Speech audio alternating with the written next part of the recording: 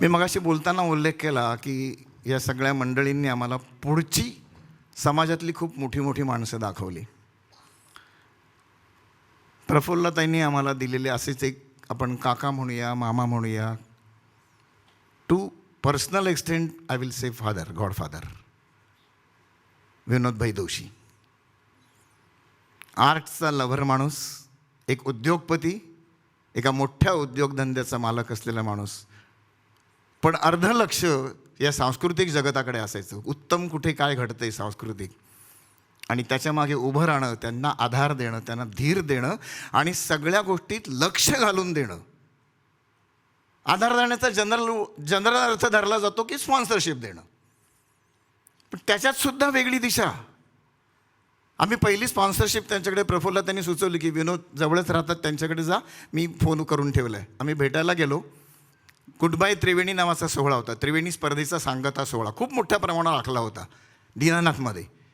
आणि मग स्पॉन्सरशिपसाठी म्हटल्यानंतर आम्ही तेही म्हणाले हां ठीक आहे, किती लागतील मला सांगा, मी देतो. आम्ही लगेच एक म्हटलं की मग तुम्ही त्या कार्यक्रमाला प्रमुख पाहुणे म्हणून पण यायचं आहे. तसे त्याला त्यांचे डोळे असे मोठे करून त्यांनी चष्म्यातनं बघितलं, चष्मा काढून ठेवला. तुम्हाला रक्कम पाहिजे का मी पाहुणा यायला पाहिजे?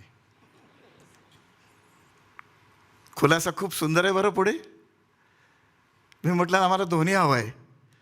ते म्हणाले नाही, मी जर तुम्हाला स्पॉन्सरशिप दिली तर तुम्ही प्रायोजकत्व प्रीमियर ऑटोमोबाईल्स लावणार आणि नंतर तिथे सत्कार सन्मान काय असेल त्यावेळी करताना प्रीमियर ऑटोमोबाईल्सचे विनोद दोशी म्हणणार.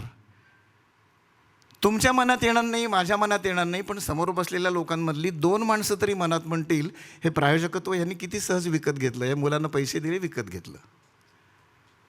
हा निगेटिव्ह दृष्टिकोन तुमच्याही बद्दल लोकांचा होता कामा नये आणि माझ्याही बद्दल होता कामा नये. केवढी डेप्थ आहे विचारामध्ये. यातलं काहीही त्यांनी उपदेश म्हणून सांगितलं नाही, ते सहज वाक्य बोलून गेले. मग म्हणाले यातलं एक स्वीकारा. मग आम्ही त्यांना म्हटलं नाही, तुम्ही पाहुणे आलेला आम्हाला जास्त आवडेल. आता हेही आम्ही काही चापलुसीनी म्हटलं नाही, आम्ही प्रामाणिकपणे म्हटलं की ठीक आहे, पैसे मागण्यासाठी प्रफुल्ल त्यांना विचारू, दुसरं काहीतरी नाव सांगा, विनोदभाई कार्यक्रमाला येऊ देत. ते त्याच्या पलीकडचे हुशार.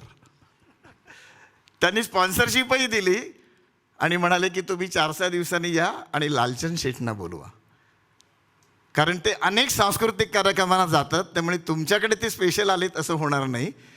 आणि म्हणून मग आम्ही लालचंदजींना आणि ललिताबाईंना त्या कार्यक्रमाला आग्रह केला आणि दादा आले. म्हणजे एक विचार द्यायला सुरुवात झाली. आणि मग एक लक्षात आलं आमच्या की संस्थेच्या कामासंदर्भात त्यांनी आम्हाला पुन्हा बोलवून घेतलं एकदा आणि विचारलं नेमकं काय काय करता. मला प्रफुल्ला म्हणली चांगलं काम करतात, ते नेमकं काय. आणि मग त्यांनी आम्हाला असं 2दा-3दा बोलवलं आणि विचारून घेतलं जे प्रफुल्लाताईंनीही केलं होतं की ही मुलं शाळांसाठी काहीतरी करतात, कोकणातल्या मुलांसाठी करतात, इकडे सांस्कृतिक कार्यक्रम करतात, ते करताना त्याच्यामधून तिकीट ठेवत नाहीत, गच्चीत फुकट कार्यक्रम करतात. हे सगळं बघितल्यावर त्यांच्या लक्षात आलं की जी बेसिक गरज आहे ती ही मुलं करतात, मग यांची गरज मी पुरवलीच पाहिजे.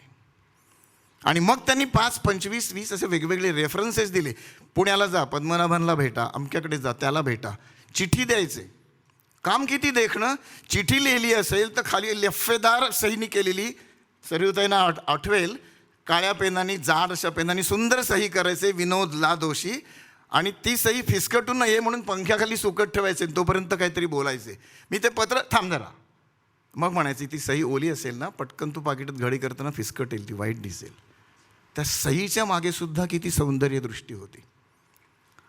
साधं एन्व्हलपमध्ये पत्र जेव्हा आम्ही भरायचो, ते पत्र भरण्याच्या आधी 2 कागद जर स्टेपल केले तर कधीतरी एकदा ते कागद त्यांनी असे दाखवले.